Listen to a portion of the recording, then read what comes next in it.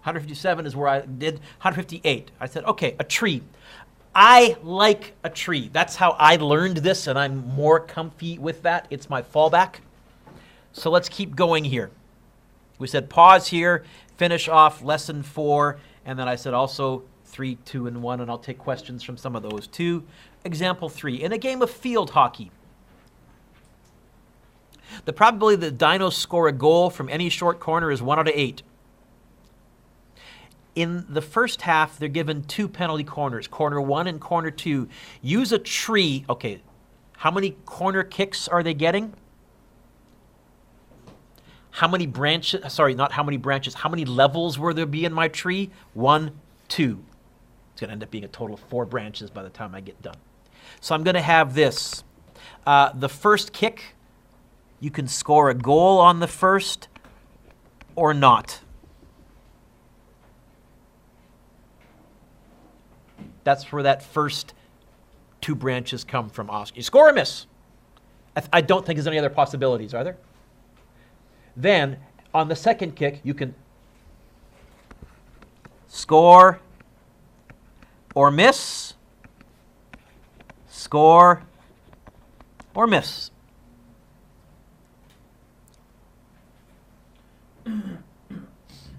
And what I'm really saying here, Giancarlo, if you walk down this branch, what we're saying is you scored both goals, both times. Down this branch, scored the first, missed the second. Missed the first, scored the second. Missed the first, missed the second. And this is kind of why I like trees, Zach, they're visual. I can follow that. Not only that, on the actual branches themselves, I'm going to put the probability weights. What's the probability that we score, according to this question, whenever we kick a corner kick? You're loud, nice and loud. What? So I'm going to put a 1 out of 8 there. That's the probability that I score. Okay, if it's a 1 in 8 chance that I score, what's the probability that I miss?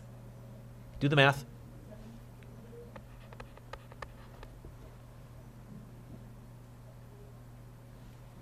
By the way, what's 1 out of 8 plus 7 out of 8? It adds to 1. I've got every outcome. That's a built-in error check. Okay. What's the probability that I score on the second shot? On any shot, what's the probability that I score? 1 out of 8, 7 out of 8, 1 out of 8, 7 out of 8. And again, Rachel, notice in each sub-branch adds to 1, adds to 1. Yeah. Now, this is the third, or the whatever reason I want. This is another reason I liked trees. This gives you a visual explanation of independence. Now, we said independence was when the odds of the first thing occurring don't affect the odds of the second thing occurring. As a picture, Logan, look up, look up, look up. These are independent because these 2 branches are identical to those 2 branches. It doesn't matter whether you scored or missed. It's still 1 out of 8, 7 out of 8, 1 out of 8, 7 out of 8. That's how I could tell visually that these were independent. Gonna make it? I don't know. Ah! Oh, I missed. I got Pam, I got Brianna. Look at that. Darian took it right on the face. I got Pam, I got Brianna. But he did like the Secret Service diving in front. No! And he took, oh, man. Thank you, Darian. You make sure you thank Darian later. Okay? All right. I'm going with the audience that I can reach right now. And you shouldn't be pointing, mister, from last class. Okay? Can you ask me, Giancarlo, what's A asking me to find? Which one has 2 goals? Okay, you know what? That is, I'm going to highlight it. You don't. That branch there. The rule is multiply down. 2 goals is 1 out of 8 times 1 out of 8. That's and. So my answer for A, the probability of G1 and G2, 1 out of 8 times 1 out of 8. Don't reach for your calculators because it's top times top, bottom times bottom. What's 1 times 1? Oh my God. Bear with me, Internet. So the probability that they score both goals, Sterling, 1 out of 64. Those of you that are in athletics, don't kid yourselves. At the pro level, this is coming more and more into play. You're seeing more and more sabermetrics in baseball. You're seeing it now in hockey and in basketball. They're taking more and more of a statistical analysis to try and make predictions as to the expected value, how many wins and how many losses we can get based on the stats. Because over the long haul, players don't change that much. Averages don't change that much. So you can make predictions. They're not guaranteed. No probability is. You can certainly use it to guide yourself in terms of drafting and free agents and money. If you haven't seen the movie Moneyball, that's an interesting one to watch. B. 1 goal. Hey. How many branches, plural, have exactly 1 goal? Can you see that there is score, miss, and miss, score? There's 2 branches. Or means add, and means multiply. It's multiply down and add across. It's 1 out of 8 times 7 out of 8, or plus 7 out of 8 times 1 out of 8. Let me erase the highlight. It's going to be first branch, 1 out of score on the first, miss on the second, or miss on the first, score on the second. Can you see why it's those ones, Logan, right? This branch right here, second from the bottom, has a miss and a make, 1 goal. And second from the top has a miss and a make, 1 goal. But either of those satisfies the condition, 1 goal. And score and miss, miss and score, and means multiply, score and miss, or add, miss and score. Dom, 1 times 7, 8 times 8. This is 7 out of 64 plus 7 out of 64, and since this is a common denominator, it's just 14 out of 64, which I know is 7 out of 32, but I'm not going to bother reducing.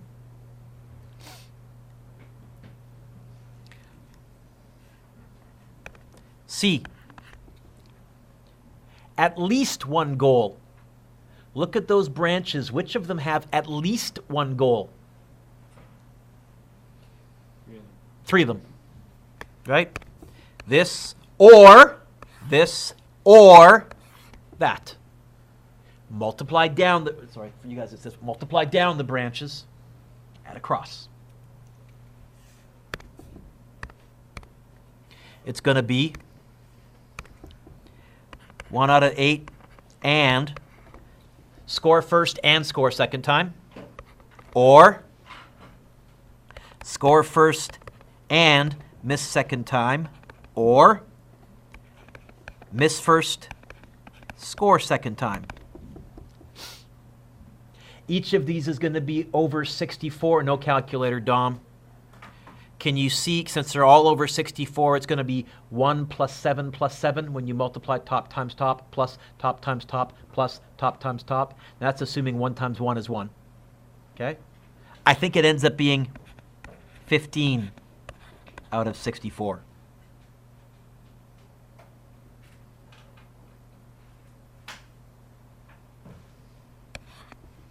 What's the last one? No goals. Which branch is that? Bottom one.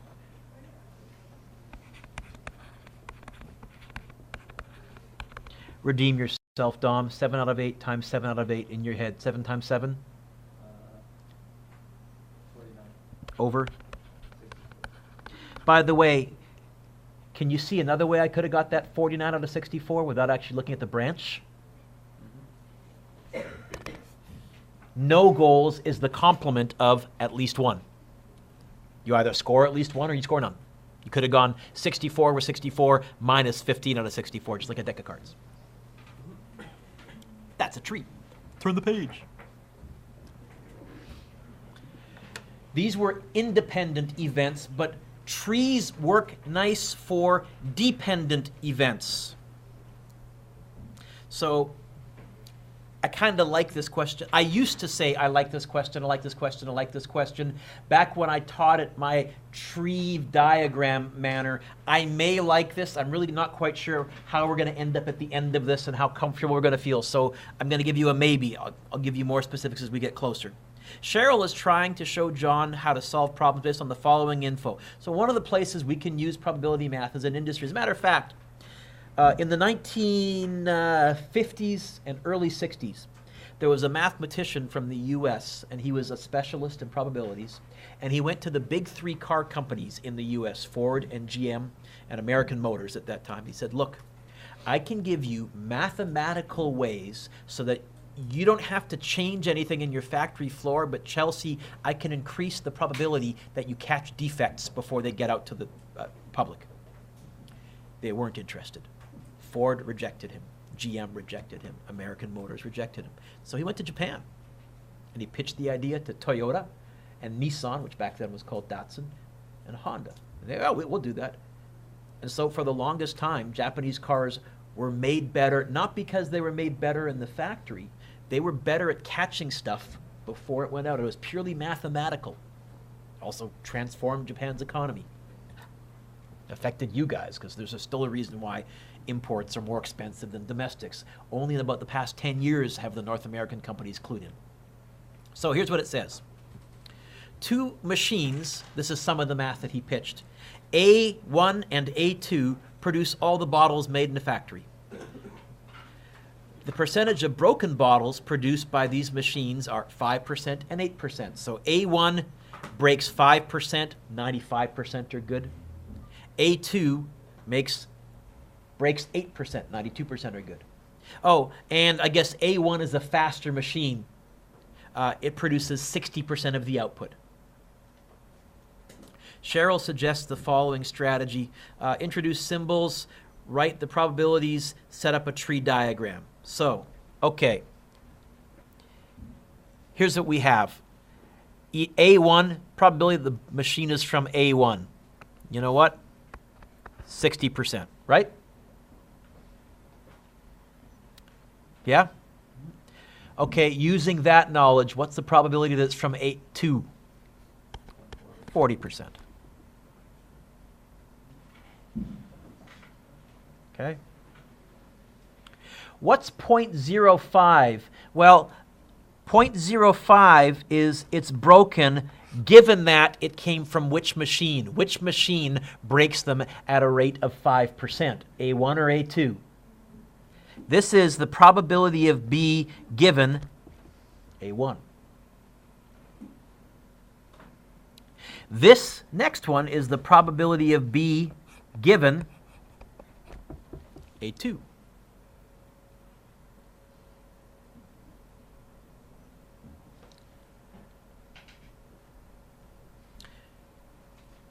John sets up a tree diagram. He says, okay, first of all, you have to pick a machine.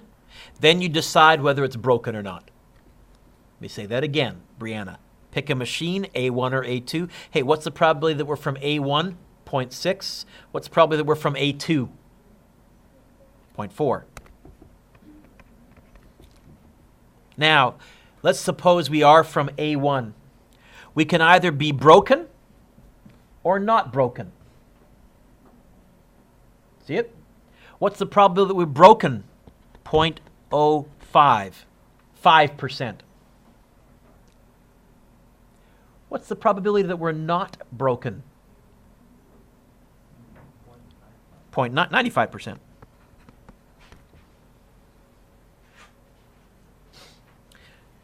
Let's drop down a level. Here, this is broken.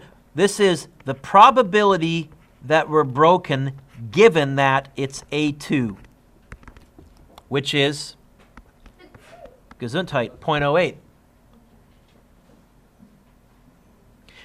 This is the probability that we're not broken given that it came from A2, which is what? 0.92. Okay. There's a whole bunch of symbology here. I'm not going to freak out about the symbology as much as I want to get to see and see if we can answer the questions. So here's what Cheryl is asking. Let's see if we can get this from the tree. If a bottle is chosen at random, find the probability that it's a broken bottle produced by machine A1. Probability A1 and broken.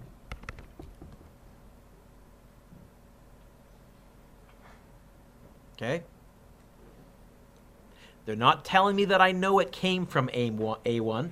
It's not a given question. There's a 60% chance that it came from A1. And there is a 5% chance that it broke. If you pick a bottle at random from the factory, anywhere, the probability that it's broken and it came from A1 and means multiply. In other words, once again, I am multiplying down the branch. 0.6 times 0.05. Someone double check me. I think it's going to be 0.03 Yep. Mm-hmm. or 0.3. No, 0.03. 0.03? There's a 3% chance if you pick up a bottle at random and it's broken that it came from machine A1 or factory A1. Maybe you're starting to see how this could help in the car manufacturer industry as well. Which, 2 says, which of the final outcomes in the diagram relate to the event a bottle is not broken? So we have, let's label the branches 1, 2, 3, and 4 from the top. Which of those branches end in not broken? 2 and 4. Okay? If a bottle is chosen at random, find the probability that it's not broken. Find the probability, well, how many branches end in that? It's the second branch or the fourth branch. What does or mean?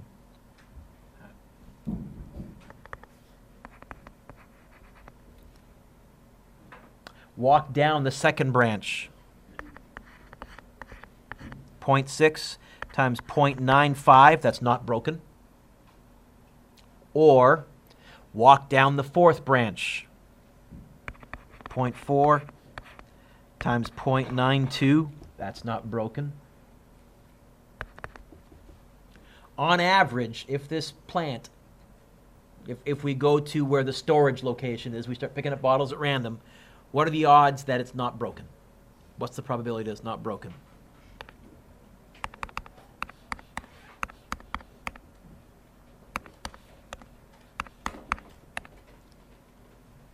(93.8%), 0.938. 0.938.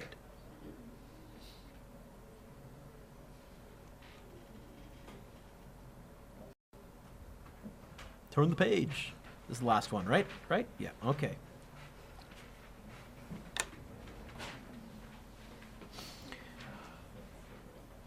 We're getting there. As part of, example 4, as part of an experiment into the learning process, a mouse is put into a maze and rewarded with food every time it turns right. If the mouse turns right, the probability that it turns right next time will increase by 20%. If the mouse turns left, the probability that it turns left the next time will decrease by 20%. Assume that on the first turn there's an equal probability. You good? You with me? Okay, you're not nodding over at Mac or someone in the hallway or anything? Okay? Remember, reject the first 37%. Okay? Okay. Let R1 and L1 represent the events.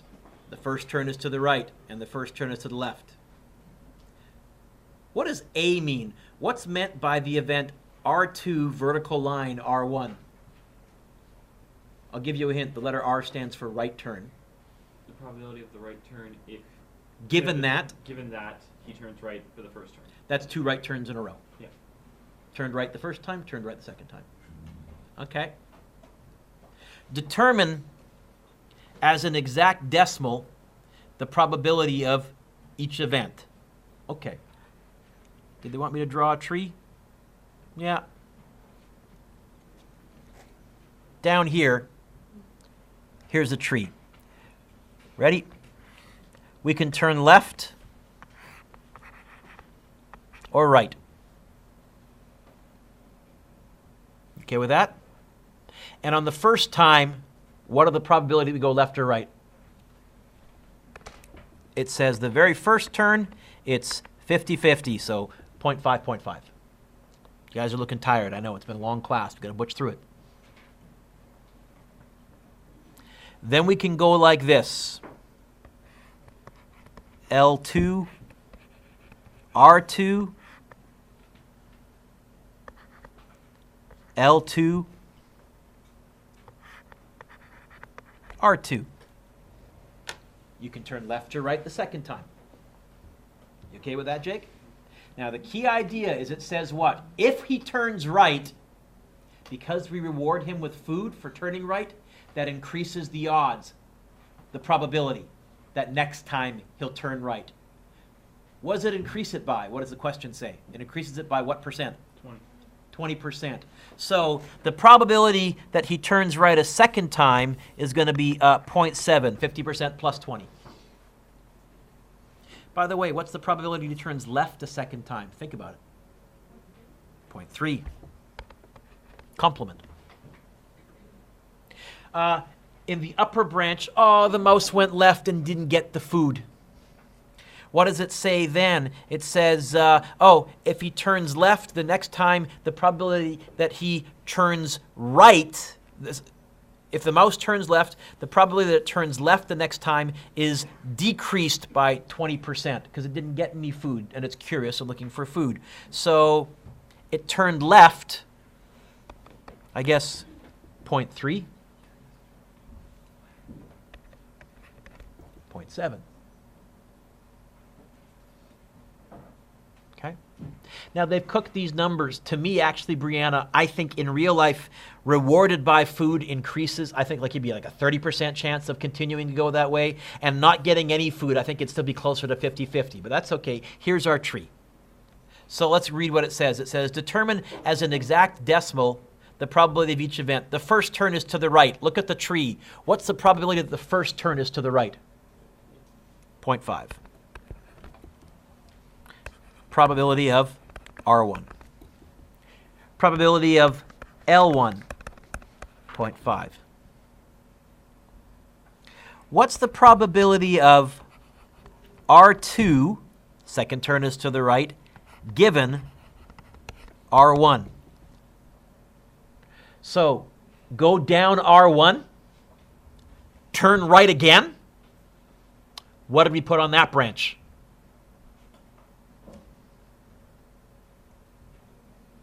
Okay, what we're talking about here, Darian, is boom, boom, 0.7.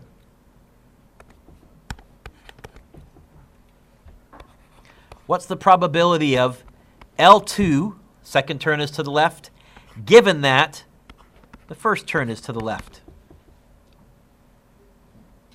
0.3. With me so far? Let's answer the questions from C. What's the probability? So here's one. What's the probability of R1 and R2? What does and mean? It's going to be 0.5 times 0.7. 0.35, I think. 35% chance that he turns right both times and gets food twice.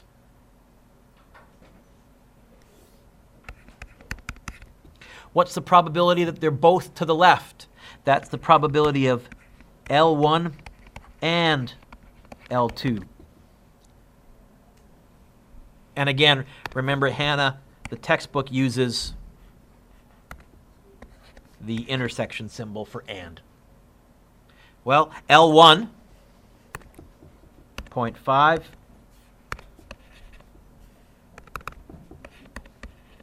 L2, 0.3, 0.15.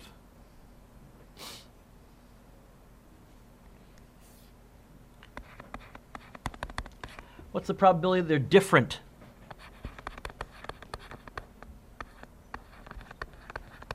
Well, to me, different means this branch or this branch. Right?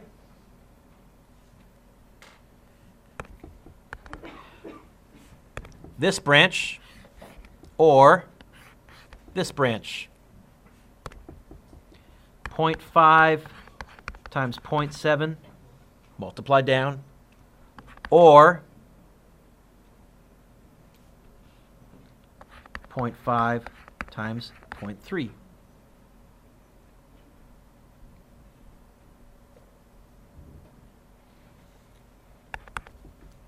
Which is what?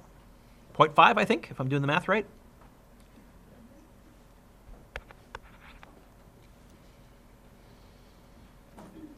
Trees, I like them. I find them very visual.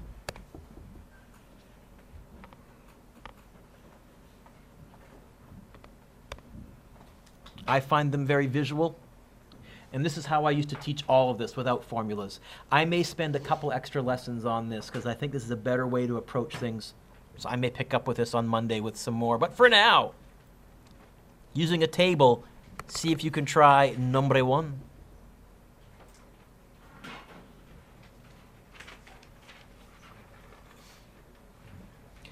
Try number two.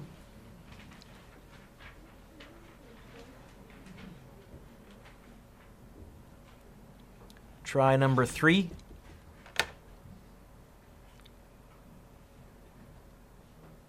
Where did 4 go?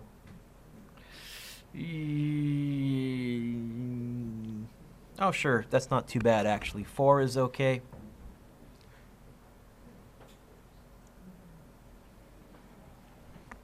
Five is okay.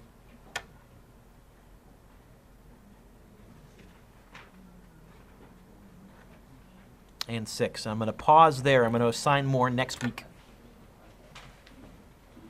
Eventually, I'll try 7, 8, 9, and I'll try and give you some more practice as well.